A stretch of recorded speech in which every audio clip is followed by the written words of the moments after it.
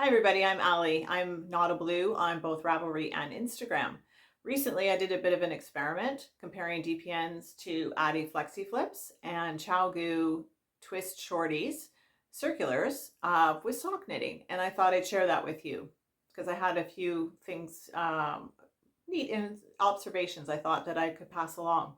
So I learned to sock knit about 5 years ago. I've been knitting my whole life pretty much. But I learned to sock knit about 5 years ago during COVID, and I've actually knit. I don't know how many pairs of socks I've knit. It's gotten out of countable numbers, frankly.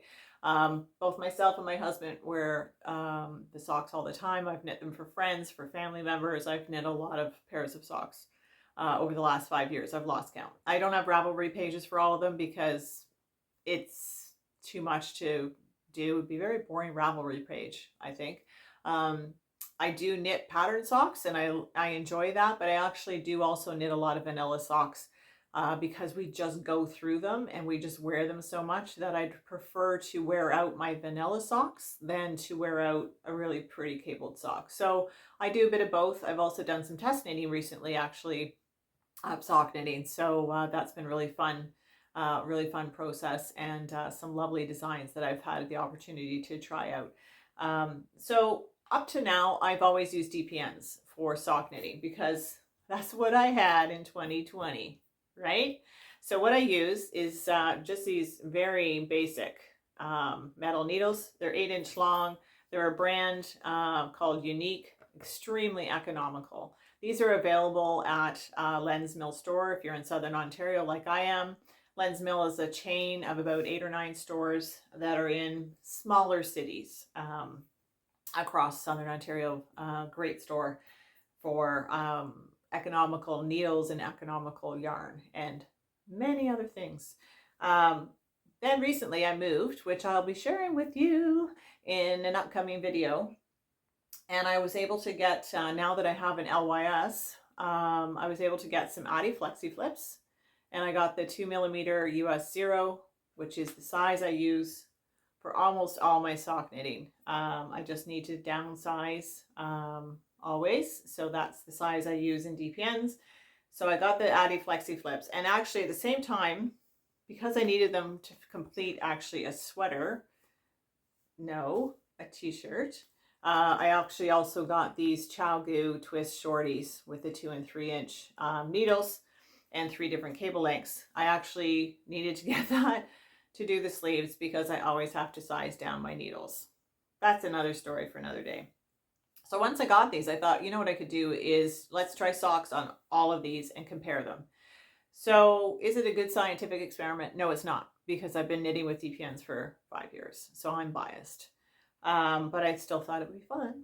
So DPNs, depending on what brand you buy, but I think even at that, no matter what brand you bought, DPNs are going to be your most economical choice. And certainly buying this brand is extremely economical. So a good starting point. However, is it a starting point for a brand new baby sock knitter? DPNs are difficult. If you've tried it, if you do it, I think even if you've been doing it for years, you could admit that getting a sock started on DPNs for a new knitter would not be fun and quite possibly not even doable. It would be fantastic if you had somebody that could do it for you and then hand it over after a few rounds. That would be ideal. I would like somebody to do that for me, frankly, even now. Not going to happen. So I don't know that DPNs, I mean, it's certainly doable. I did it and lots of people do it, but one of the others would be preferable. You can get laddering on DPNs, absolutely. I don't find that has too much of a problem for me these days, but it's certainly possible.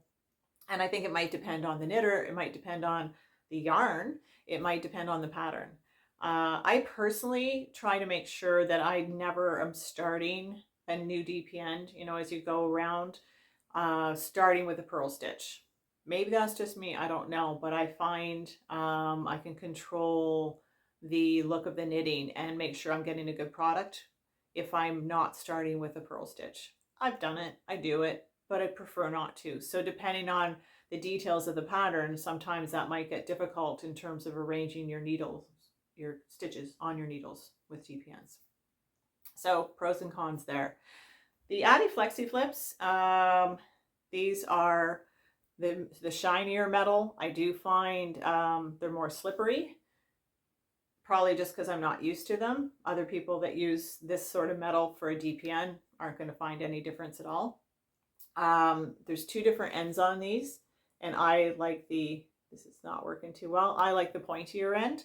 So I find as I'm working on things, because I always like to use that pointier end, then of course it's going to be I'm going to work across this way when I come to this needle again. So when I'm knitting and I'm knitting off of this needle, I then just pull this through, and then I know that the pointier end is ready for me to then start knitting with. So I've figured that out while I've been working with these.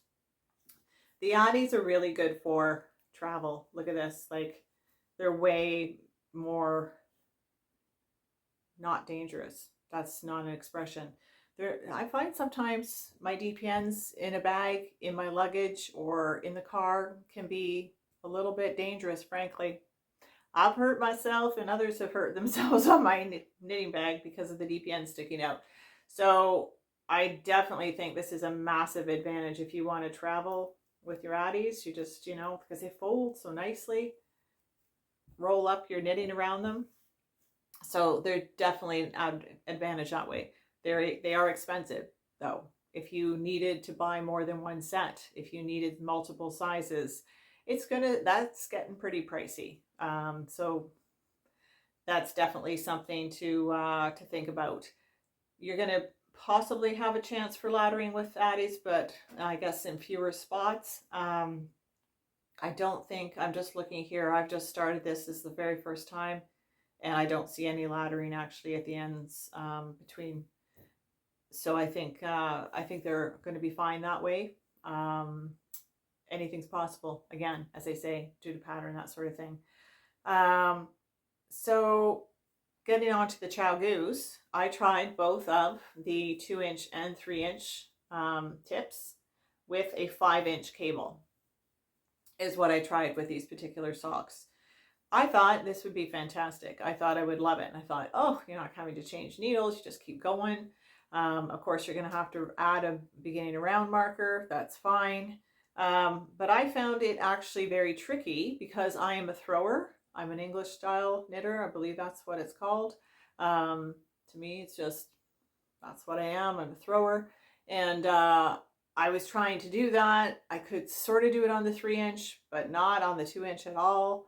And so I was flipping back and forth. I was then going to continental, and then I would not be really comfortable with that. And so I found myself going back and forth, and it really slowed me down. That's just me. It might work fabulously for somebody else, especially depending on what kind of knitter you are.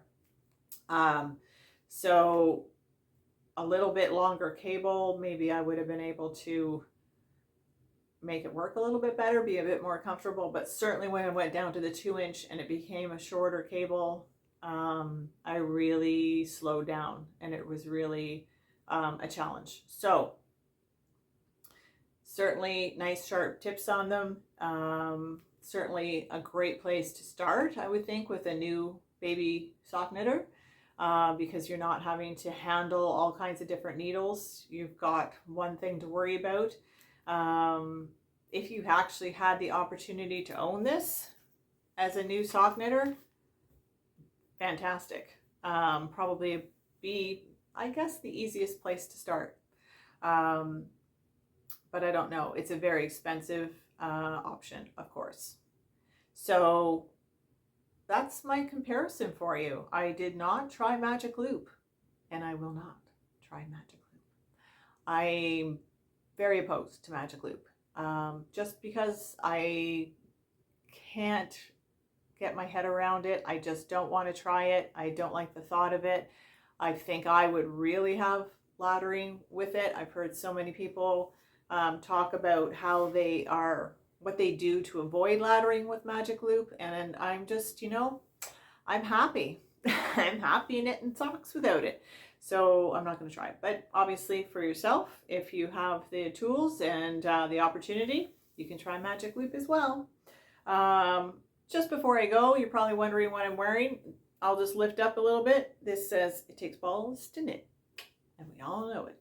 This is actually from a store that was about 45 minutes away from me when they were open. Spun Fiber Arts, some of you may be familiar with them.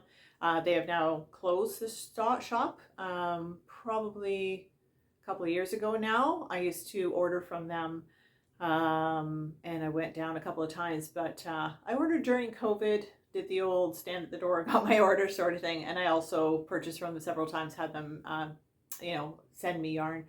But they did close, but they are the fine people behind Wonder Twin Fibers, Fiber Arts, one of those two, who make fantastic bags, which I will share some with you. I have some of those as well.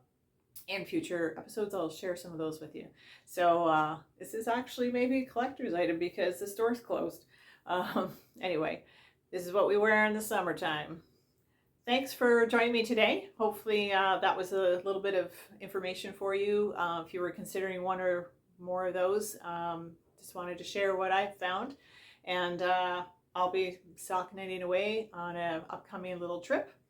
I think I'm going to use the Addies and get through a whole pair of socks and see how it goes. And maybe I can give you a further review after I've done an entire pair of socks with them. For now, enjoy your knitting and we'll talk to you soon.